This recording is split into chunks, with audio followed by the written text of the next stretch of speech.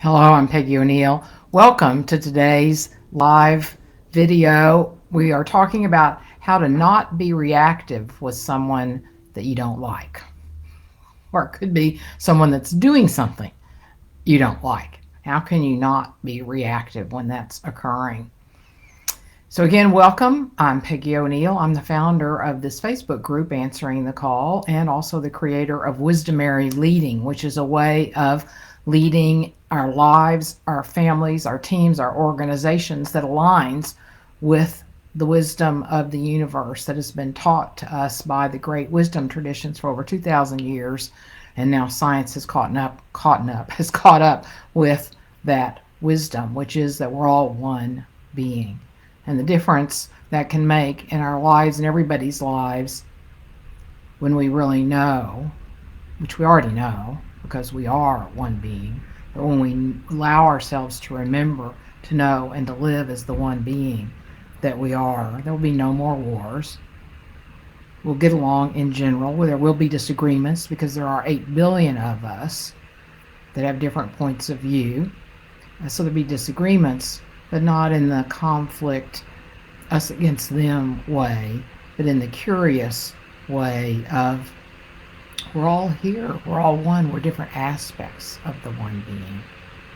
So that's what we're always exploring here and answering the call and the work that I do and bring. And so welcome to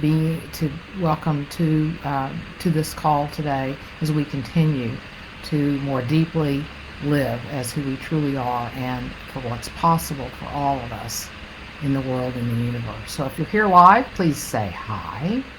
If you have any questions or comments during our time together, please put them in there. If you're watching this on replay, please put in #replay. The same thing. If you got any comments or questions, put them in the comments and I will get back to you.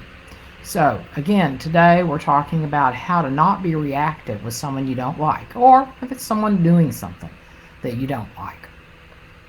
And what we're going to look at specifically is an understanding that can help you stay open, what to do when you feel that you're about to react, and then how to recover if you do react. So I've already said some of it in the just saying hi part of this video. So an understanding that can help us stay open is to really remember what Ramana Maharshi said. One time one of his students asked, how do we treat others? He said, there are no others. And I had a client, a lawyer in El Paso, say to me, oh, I'm always talking to myself. Brilliant. Well, so when we can remember, oh, I'm always talking to myself, that can help a lot. Also, remembering that we're one being. We're all like whirlpools in the ocean or whirlpools in the river. I don't know if oceans have whirlpools or not. I've been talking about that lately, but I need to find out. But let's say it's in a river because I know rivers have whirlpools. So whirlpool, I think so. Anyway, if you know, please tell me. So whirlpools in the river, they're each unique, distinct. They look differently. They have different flows, different energies. They're expressing the river differently. And yet we would never take them out of the river and say, there they are. The only way they exist is because they are the river. They're one with the river, which is incorrect language. You can't be with something that you're one. But so it's the same with us. We're one ocean, each unique whirlpools, aspects of that ocean. Yes, it can take a while for that to sink in. That's why we do the work that we do. We're so conditioned to believe that we're separate, which is causing all of the problems in our lives and our world. I mean, the suffering in our lives and the world. So remembering that we're all one. I'm talking to myself. Another thing you can remember is they're a divine sacred being just like you. We are all creations of Source. We're divine. We're sacred. Also knowing this can be challenging too, but that everyone's always doing the best that they can. You can think about yourself. When you mess up, you know you've done the best that you can. Yes, after the fact, we tend to judge ourselves, blame ourselves, shame ourselves. But in general, we know at that time we did the best that we could. Same with everybody else.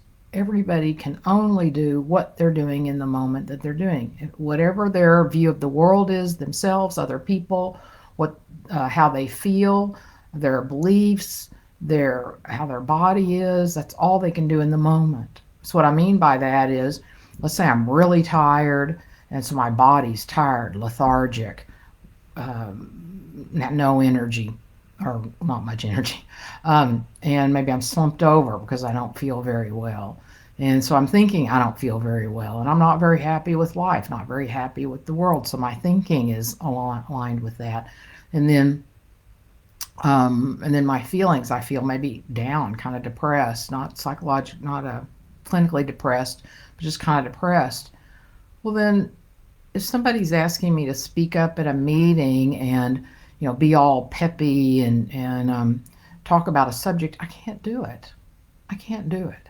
Now, it doesn't. Maybe I shouldn't have attended the meeting, and there are lots of other possibilities with regard to that. But let's just say that's the circumstance. The person felt like I've got to go to the meeting, but that's what's going on with his body, his thinking, and his feelings. That's the best he can do, is just kind of speak up and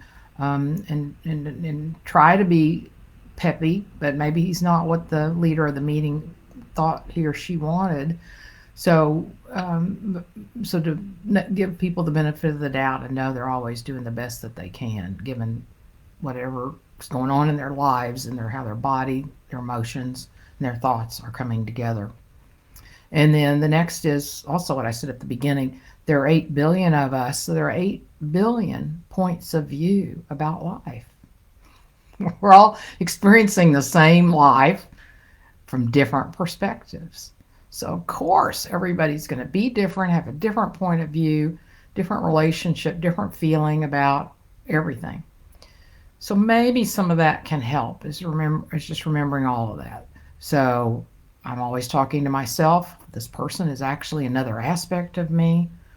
They're a divine being doing the best that they can, and that there are 8 billion of us with different points of view.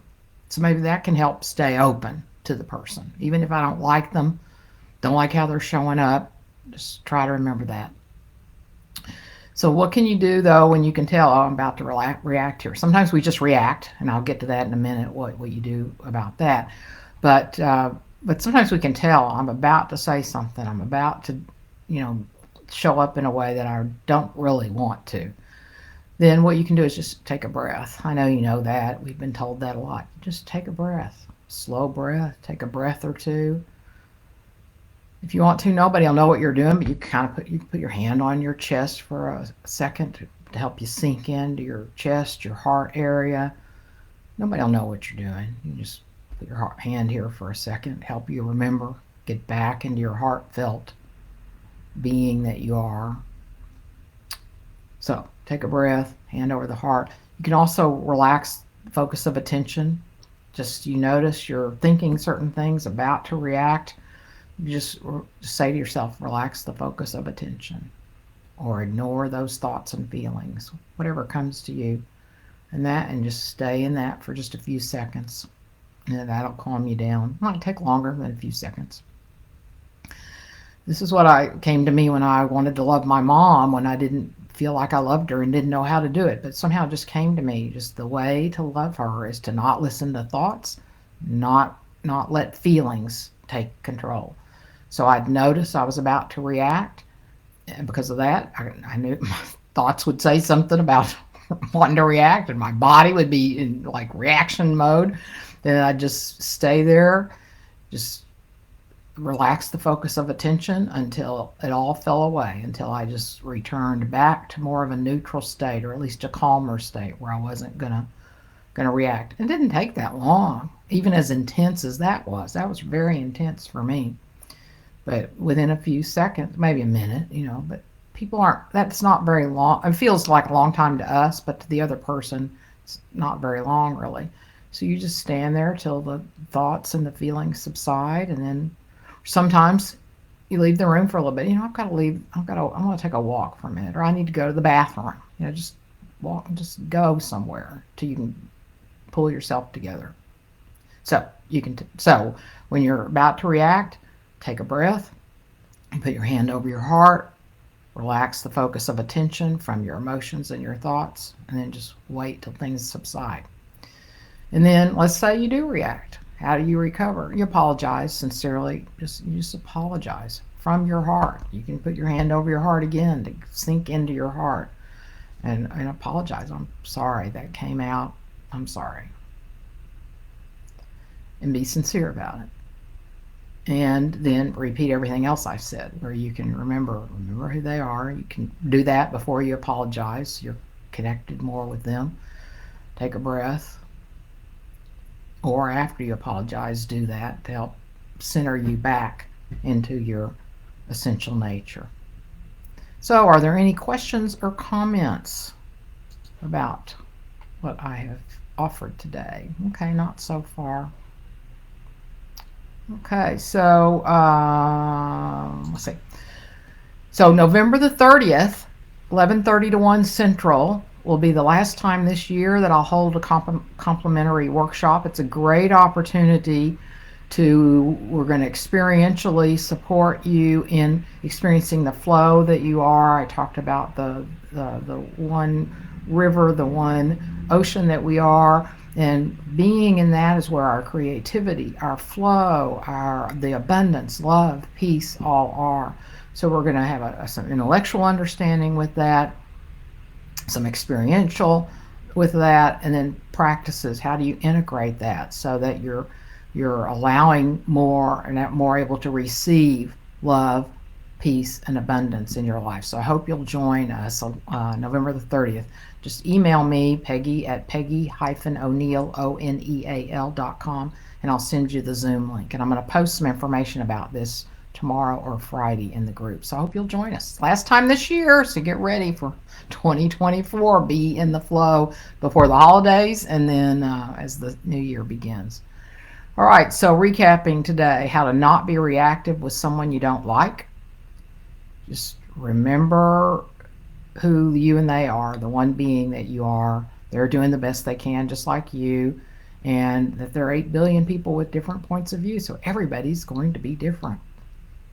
When you're about to react, take a breath. You can put your hand over your heart, relax the focus of attention from your thoughts and emotions, and just wait until your emotions and thoughts subside. It won't take very long. If you do react, apologize sincerely.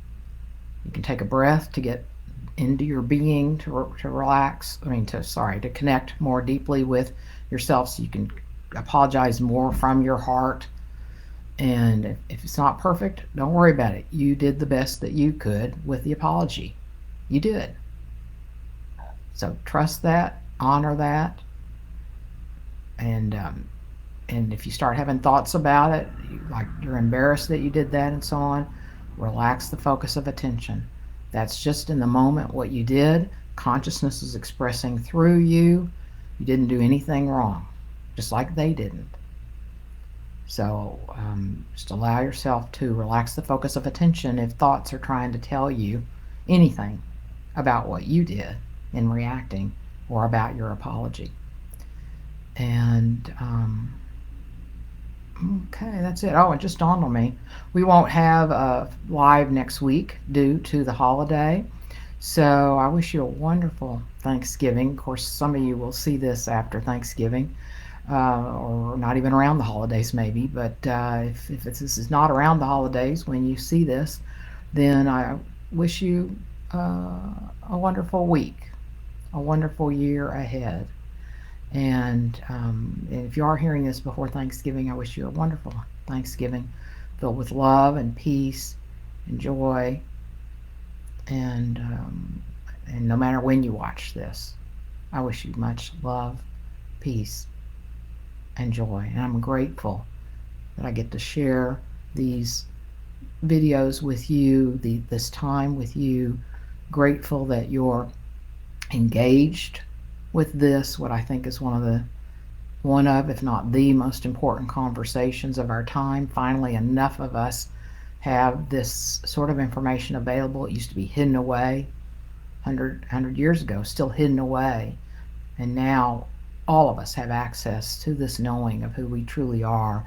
So we have the possibility to live our lives freely and fully as that, and then to as we are that, and more of us know that and live that way, then we have the highest possibility for humanity, for everything else that's on Earth, and the Earth and the universe. So thank you for sharing this time, these questions, and this inquiry.